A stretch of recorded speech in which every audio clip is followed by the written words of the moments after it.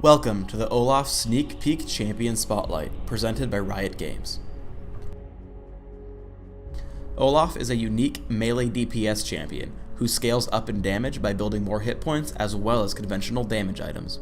So you'll see a lot of radically different builds on him.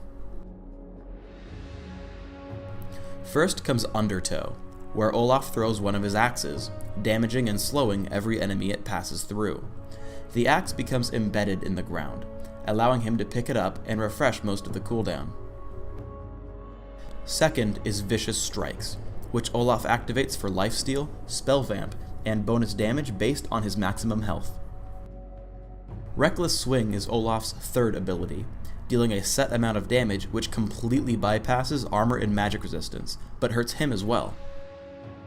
His ultimate is Ragnarok, significantly reducing the amount of damage he takes, preventing all stun, slow, and knock-up effects, and giving Olaf a bunch of armor penetration. Lastly, his passive is Berserker Rage, giving Olaf bonus attack speed as he gets lower in life. I use standard melee DPS runes, armor penetration marks, dodge seals, flat magic resist glyphs, and flat health quintessences.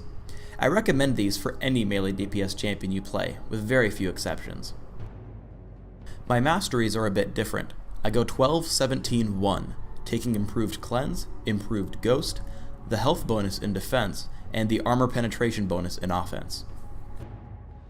Olaf has the potential to pick up champion kills very early in the game. Mundo was clearly overextended here, and by using Undertow, picking up the axe, and throwing it again and again, Olaf has great chasing potential. However, in most cases, Olaf is not an early game champion killer. The slow on Undertow is very low for its cooldown, and because he's so powerful later on, your best bet is to focus on minion kills. With good timing, his 57 base damage should be enough to get at least half the minions in the lane, combined with a friendly Janna for even better results. Let's talk about aggression. You always want to kill off the easiest champions first for golden experience.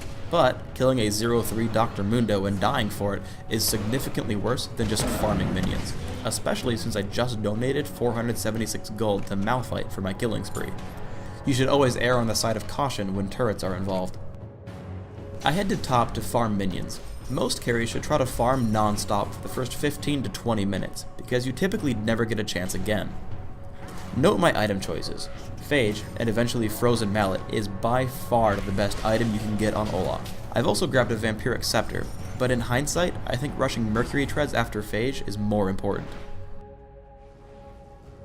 Let's discuss target selection. Notice the previously fed Malphite has 142 armor. There's really no way I can kill him, but I stick around anyway with Undertow and Vicious Strikes. Don't make this mistake yourself. I even used Ghost to try to chase him, which costs me a kill later on. As soon as you have enough money, you must buy Frozen Mallet. As I catch up with my team in mid, notice that I purposefully ignore Gragas until he's left the protection of the turret. I max Vicious Strikes first and Reckless Swing second, so I hit Gragas extremely hard, while Blitzcrank and Morgana keep him in place. As the clip plays out, you see that I have to give up kills on Ezreal and Dr. Mundo. Note that I would have been able to kill either if I hadn't wasted Ghost during my chase on Malphite earlier. Your summoner spells are very precious.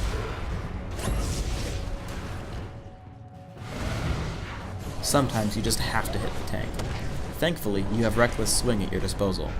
While your critical strikes may only be 95 against targets with over 200 armor, the pure damage of Reckless Swing means that Malphite gets chopped up when it's time for him to die.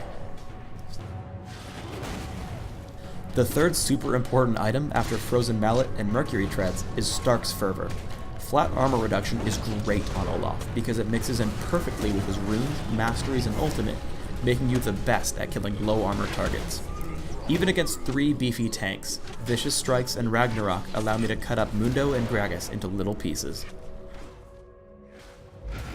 Olaf is most dangerous while low on life. Morgana and I fight Mundo and Anivia, killing Dr. Mundo. As Morgana dies, I'm fighting Anivia with under 100 health while inside her ultimate.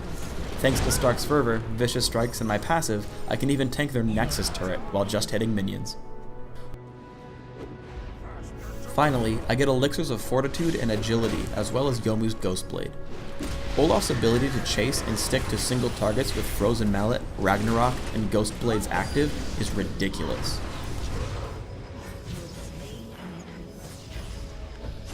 Gragas tries to get away, but I catch up with Undertow. He keeps running for the summoner platform, but I pick him off with the axe throw.